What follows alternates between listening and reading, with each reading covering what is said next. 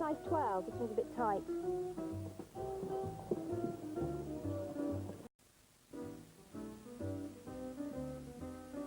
Darling, can you get me a size 12? This one's a bit tight.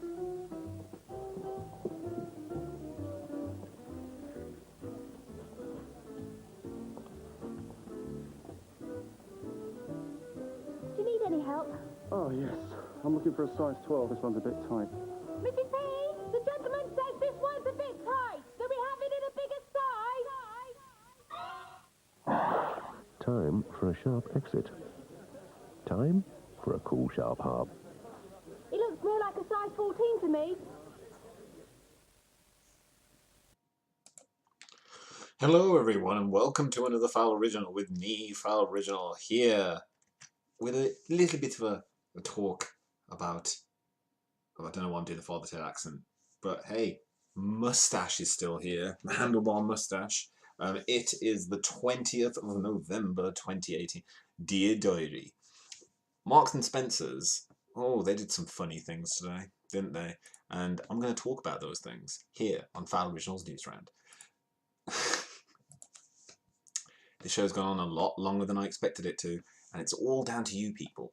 And if you want to help continue this crazy cavalcade of alleged entertainment, then go ahead to this place. When you go to this place, fowloriginal.com, you will see my big old bird face. When you see my big old bird face, you can go ahead and click support the channel. And if you click support the channel, it will take you through to two options. You can click the donate button to donate via PayPal, the easiest way to do this, or you can become a patron. When you get to the PayPal page, you can go ahead and say give $5 and make it a monthly donation to help support my content on the regs. That's Fowl Original's Newsround, Fowl Original Wrestling, and all the other bits and bobs that I do on the internet. If you want to make it a one-off, let me know, and just be all like, I am the one-off. Thanks, one-off. I thought that you were Russian. I'm not in a rush.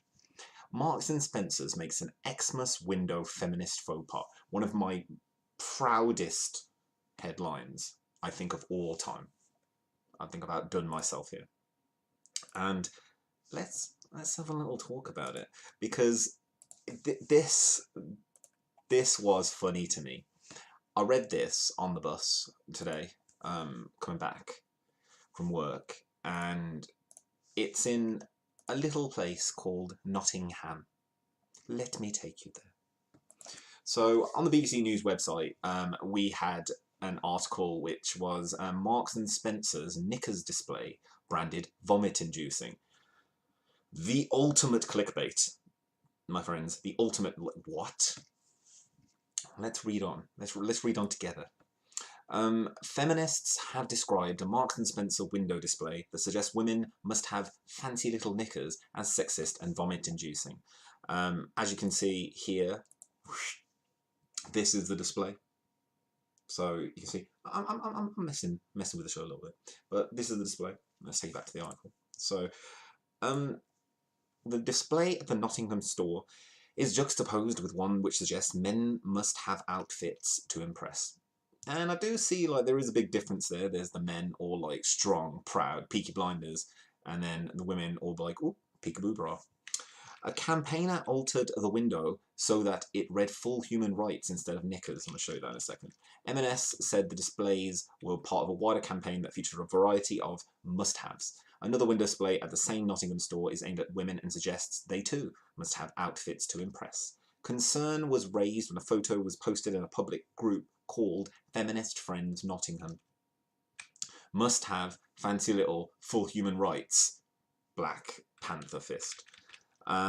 Fran Bailey asked, okay, M&S Nottingham, have we really not learned anything in the last 35 years? Or am I alone in finding this, their major window display, completely vomit-inducing? Speaking to the BBC, she said the display had incensed her for two reasons and had put her off shopping at MS. I think M&S used the slogan must have over Christmas fripperies is very distasteful. When true necessities are lacking for many working and non-working people, the true necessities being warmth, shelter and food, she said. I also feel very, very strongly about the representation of women as being preoccupied with fancy little knickers, whereas men are presented as powerful and needing to be impressive.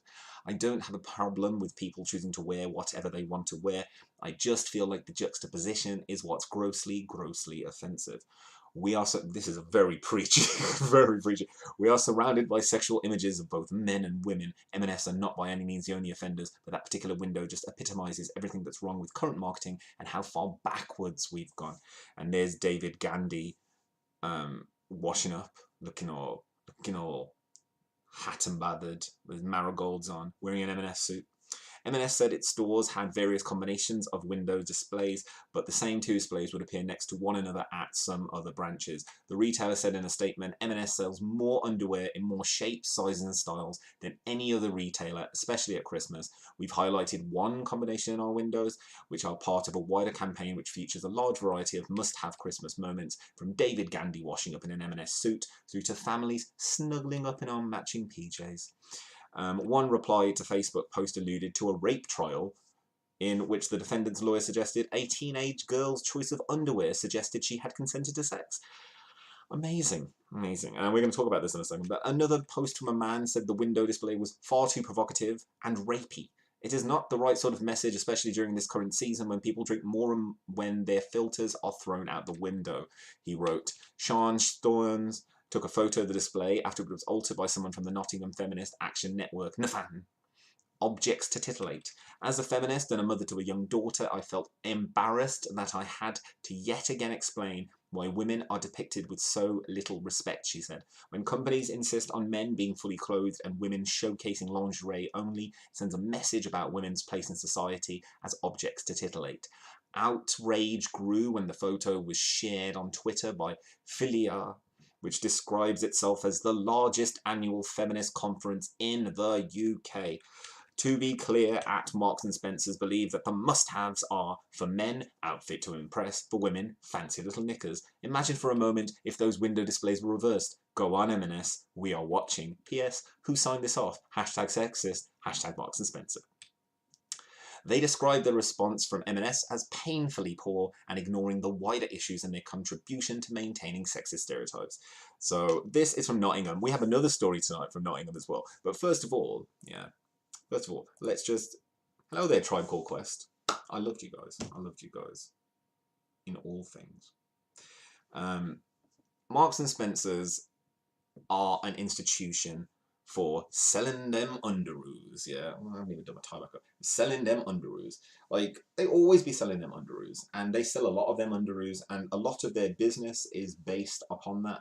Marks & Spencer's, as a lot of us know, are going through, as we spoke of before, going through like a transitional period at the moment where they're trying to focus in on their core brands. Their core brands are pants, yeah. I'm not saying that in like a derogatory, but I'm saying that they sell a lot of pants. I know that the Asian community seem to buy a lot of pants from M&S. If they're like hardcore, you know, Asian. Not hardcore Asian. But M&S is a trusted brand. It's the place where, I'm not a woman, I'm not a girl, but it's a place where women get to get their first, not booby filled, bra fitted. Like, it's like, I'm not a girl, I'm not a young woman, I don't know these things. I don't know, I don't have to wear a bra. I should wear a bra, but I don't. But M&S, and it seems as if they're just highlighting that they got really nice underwear. I don't wear women's underwear, so I wouldn't know what is. I know, but we're going off track here. But it does feel like an attack on M&S, a company. Like, there was this one part of the article which I wanted to just read back to you because it does kind of say a lot. And here it is, Fran, what's her name? Fran, let's whip her over. And Fran Bailey asked, okay, M&S Nottingham, have we really not learned anything in the last 35 years? So I'm guessing Fran Bailey is 35. And she's incensed that it's put her off from shopping at M&S. Now, looking at that display, that is a very provocative display. That really is. And next to the men's display, and if that's front and centre in Nottingham, that is in a very prominent place in Nottingham where a lot of people are going to be getting drunk. Look, she's in her pants. And looking back at that other case that they were talking about, which the teenagers' Irish outcry over teenagers' underwear used in rape trial. This was just like last week. A series of protests over sexual consent have been taking place in Ireland a week after a man was acquitted of raping a 17-year-old. In the defense lawyer told the jury, you have to look at the way she was dressed. She was wearing a thong with a lace front. The 27-year-old man was found not guilty of rape shortly thereafter, and the controversy led to one Irish MP to hold up a lace thong in Parliament to highlight routine victim blaming. And it might seem embarrassing to show a pair of thongs here. How do you think a rape victim or a woman feels at the incongruous setting of her underwear being shown in a court? And what happened at the trial? And there's the underwear, and then under the hashtag "this is not consent," and you can see there were protests and stuff, and so it's not probably the best time for M&S to be doing this. But when you think about it, this is going to happen in other places. Like if we just look at the picture, this is going to happen. This is just M&S, but if you look, it is the front of the store. Like, and for those of you from around the world, M&S is like a very, well, used to be quite an upscale department store, and it is renowned for its pants and its suits and its food section. It's very, that's what they've been talking about doing, and we spoke about this last week in Newsround, but they're going to start focusing more on their core brand, so that's M&S food. That's pants, so you're going to be hearing a lot about M&S pants. And I, for one, yeah, like, if it's a core product of your business, yeah, just keep selling it. Like, this is not as embarrassing as people are making it out to be. Like, yes, there was, in the article that I was reading on the BBC News, they were talking about how a mother had to explain to her young daughter. I hate when this is used on social media. It's a really, really, like, lazy way of writing it. It's like, I had to tell my kid that. It's like, that's fine. That is really bad. But when it's framed like, Mommy, or Daddy, why is the woman in her underwear there? It's like, well there, little Josephine. Hey, the little Josephine. It's because of society that she's in her pants. Do I have to be in my pants? Not if you don't want to. Can I be naked? No. Shame. But, so, I don't really seem to understand where this is going to go. Like, is there going to be major uproar over this? I don't think so. There's still more time. We're only in, like, towards the end of November. I mean, there's so much more time for people to do stupid things in the name of injustice.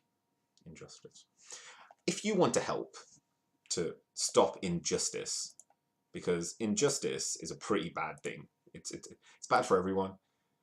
It's bad for the in. It's bad for the just. It's definitely bad for Justin. Then go to fowloriginal.com. If you go to fowloriginal.com, you see my big old bird face. When you see my big old bird face, you can go ahead and click support the channel. Click support the channel, take you through to two options. There's a donate button that takes you through to a PayPal donation page, or you can go to Patreon. If you click the donate button, it will take you through to a PayPal donation page. When you get there, you can go ahead and say, give me $5, and say with me, making a monthly donation to help support my content on the regs. That's Fowl Originals Newsround, Fowl Original Wrestling, and all the other bits and bobs that I do on the internet. If you want to make it a one-off, let me know who you are. Be like, I am Marks and Spencer. Only $5? It's terrible, Marks and Spencer. I'm sure you can give me more than that. Come on. You got loads of pants. I'll take some pants from you, but not woman's pants. I'm not stupid.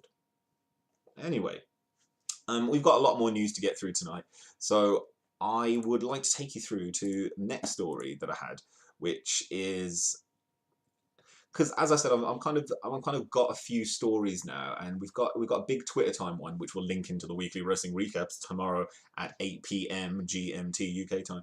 But this is a story that, and I don't want to bury the lead when it comes to reality TV, because you know how much we love reality TV. So, in other news, today, we have this thing. This thing made me laugh.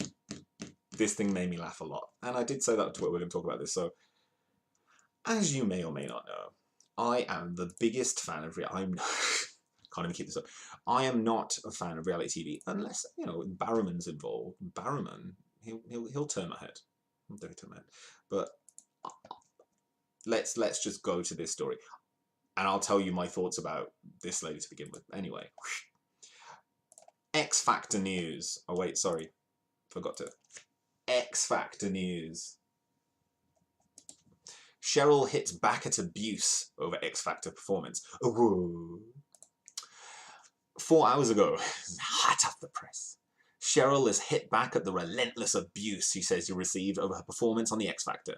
I haven't seen her performance on the X Factor. I don't watch the X Factor. I obviously don't have the X Factor. That's fine.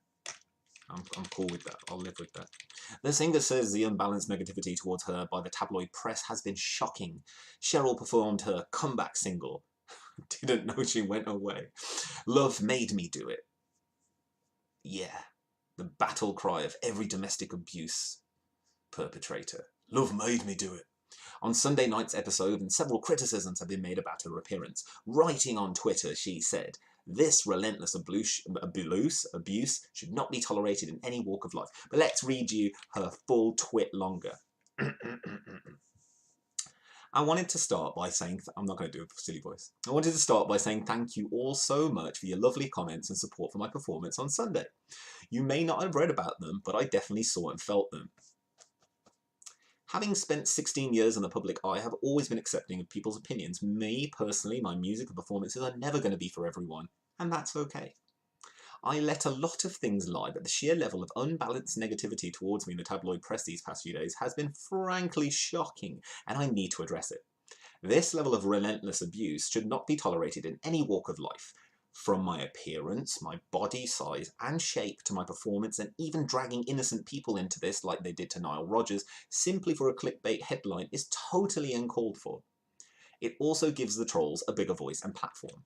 What's even more surprising to me is that some of these people are the first to write that we should be more socially aware and conscious of online bullying and mental health awareness. Is this any different?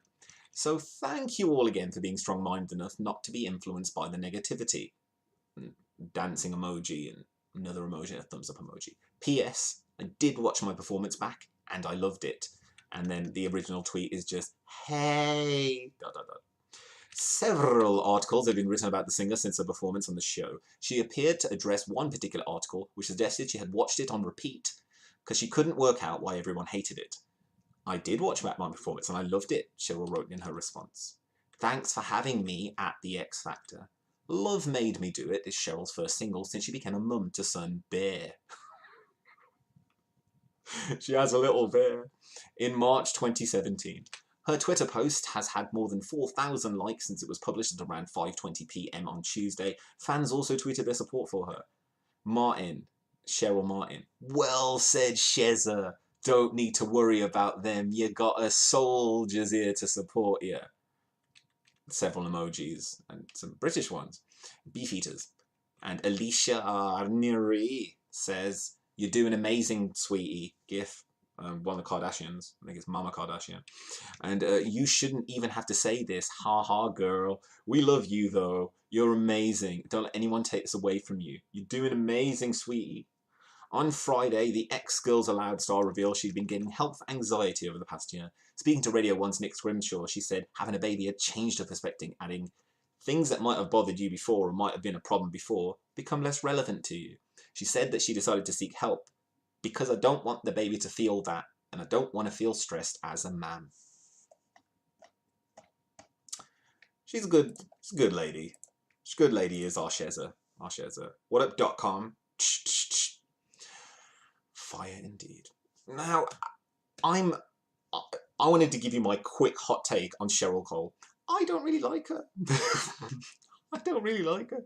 I'm not a big Cheryl Cole fan. I don't like her music. I don't like her demeanour, and I don't understand why she's still employed by the celebrity society. Well, why? Well, what have you done? What have you done? What dirt do you have on people? This is what I think.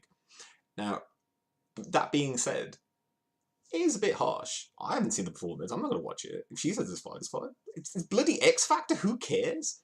It's just a performance on a revolving TV show which airs pretty much 52 weeks a year. It doesn't really matter. She gets paid money, she gets paid extra money, she's doing a comeback single. I'm guessing she gets some like newspaper mileage out of this, and she gets people to go, yeah, be strong, Sheza. So yeah, be strong, Sheza. If you're out there, be strong. So I got that article out of the way. I mean, I don't want to clickbait the title because come on, man. Like I said, I was going to talk about this. Now, we're also going to talk about this, which I think is pretty funny. I think it's pretty funny. So this is in other news. US midterms, how election results just got worse for Trump.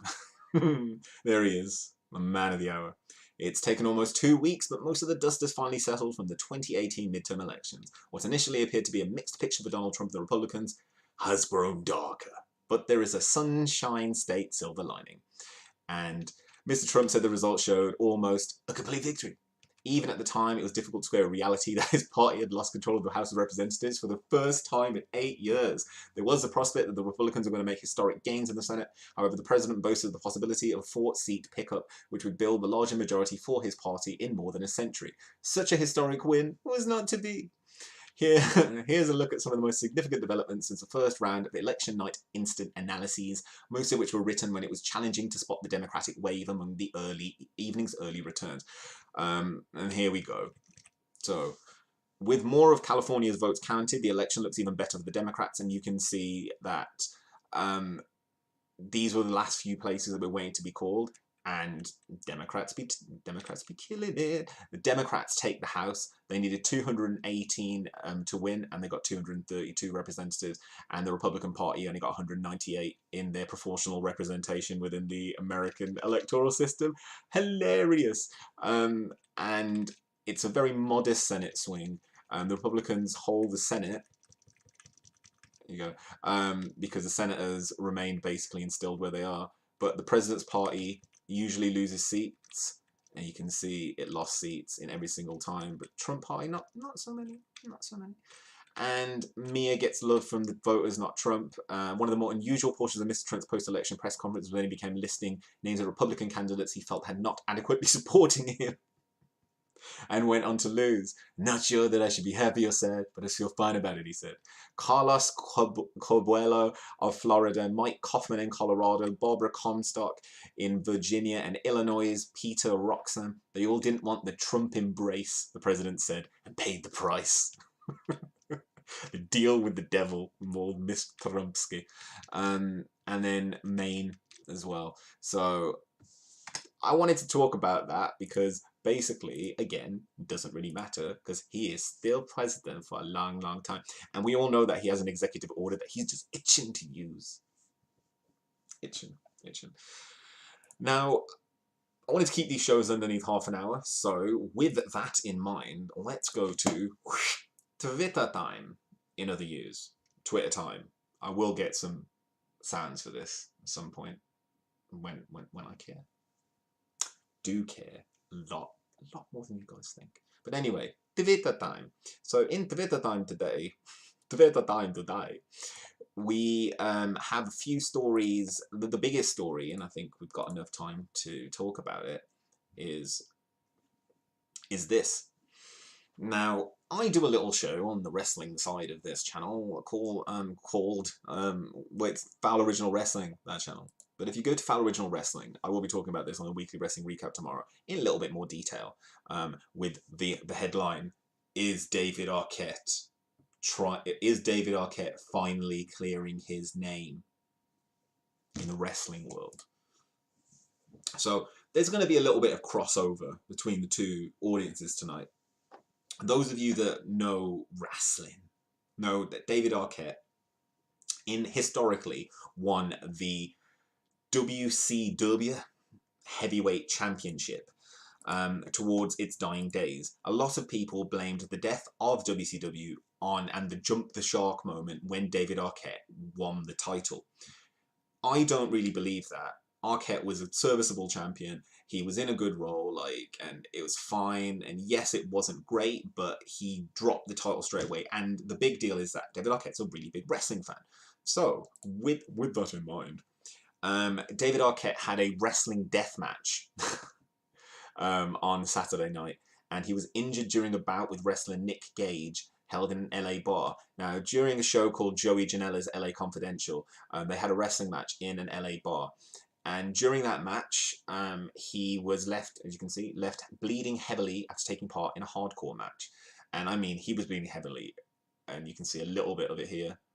So he did a diamond cutter, and he's not a bad old wrestler, to be honest. He has been paying his dues on the independent circuit and really fighting to make himself relevant after a lot of people painting him as the man that destroyed a whole wrestling company. And I want everyone to know that I have nothing but respect to GC Wrestling, the King Nick Gage, and Janela Baby. And the main reason I got cut is because I panicked. I was clearly in over my head. They're pros, so please don't give them ish respect. I'm gonna like that.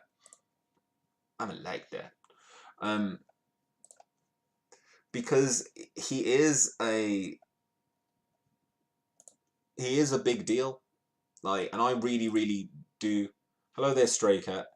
Co-op, how you doing, Stray Cat? He did no-sell the finish, yeah. He totally no-sold the finish. But he went back in there and then got himself, he started fighting. But as some of you might have seen, this is David Arquette. It's the man, the myth, the legend. Some of you might have seen last week I was injured in a wrestling death match. I wanted to make sure to address the photos and videos that have surfaced from the event. As this is not the type of wrestling you watch on TV, I knew it was violent and potentially bloody, but I truly did not know the extent of what I was participating in.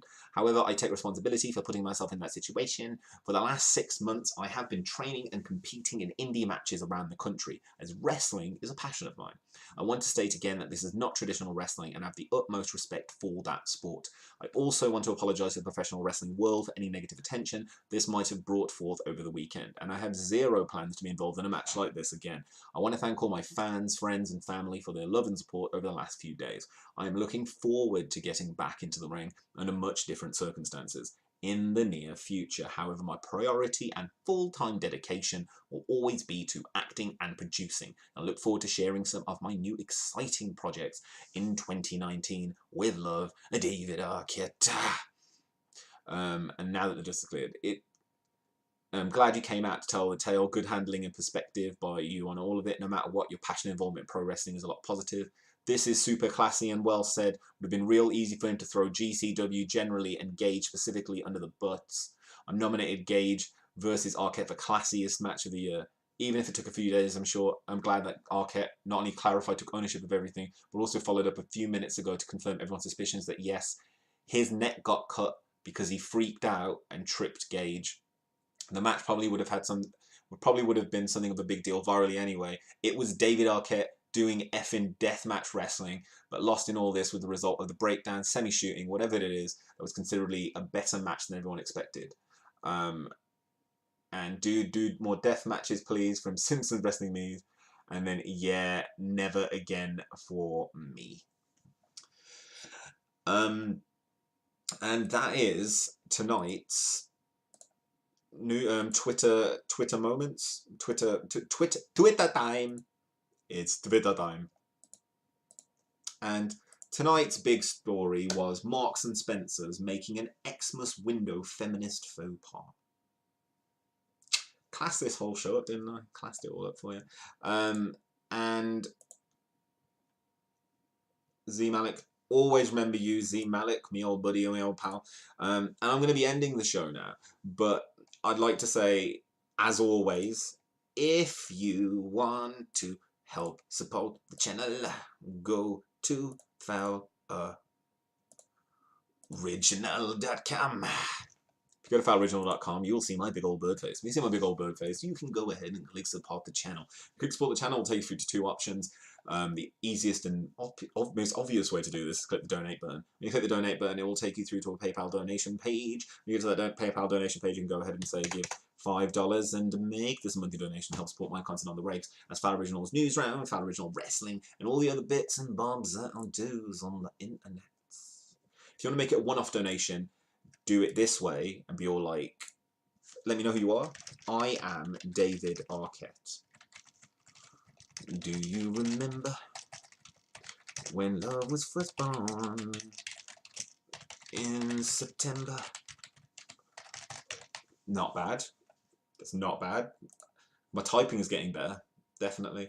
But anyway, thank you all for joining me tonight for another another Fowl Originals News Round. Tomorrow at 8 PM GMT, we are going to be doing the weekly wrestling recap, talking about the David Arquette death match, because that's what I want to talk about this week. Oh my God, what a bloody man! What a bloody man he was. What a bloody man! What a bloody man! Literally and figuratively, what a bloody man! He went out there and he kicked some ass, mate. He went out there and he gave it all. He bled everywhere. He bled everywhere.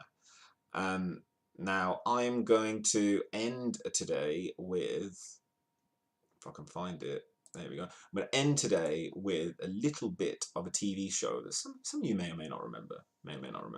We'll see. We'll see. But I'd like to say, go to the channel. I'm sorry, go to fowloriginal.com. You can help support the channel. If you are watching on YouTube, please thumbs up the video, smash that subscribe button. Ugh. And if you're watching on Twitch, follow and heart the video. If you're watching on Periscope, give me them hearts. I can't see them, but give me them hearts. And if you are like any other way, but we're gonna leave tonight with one of my favorite shows of all time. Let's see if we can get this working properly. We're gonna leave you with, I think so. Can we? Yeah. I'm gonna leave you with this. So some of you may or may not remember this, but I feel like I'll get away with this much in copyright strike land. So let's join Celebrity Deathmatch. Already in progress.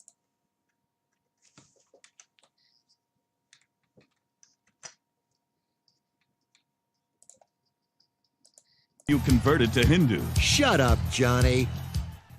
Until next time, I'm Johnny Gomez, and that was Nick Diamond saying, good fight, good night. So anyway, thanks everyone for joining me tonight for another Fowl Originals News Round. Join me tomorrow for Fowl Originals Weekly Wrestling Recap. I may not do a news round tomorrow. As I said, I'm messing with the schedule. I'll let you guys know on Twitter. But anyway, this has been a Fowl Original. Thanks for watching. See you next time. Like, share, subscribe, go to fowloriginal.com. Follow me off a bridge. There you go. And enjoy the end of Celebrity Deathmatch. Still going, but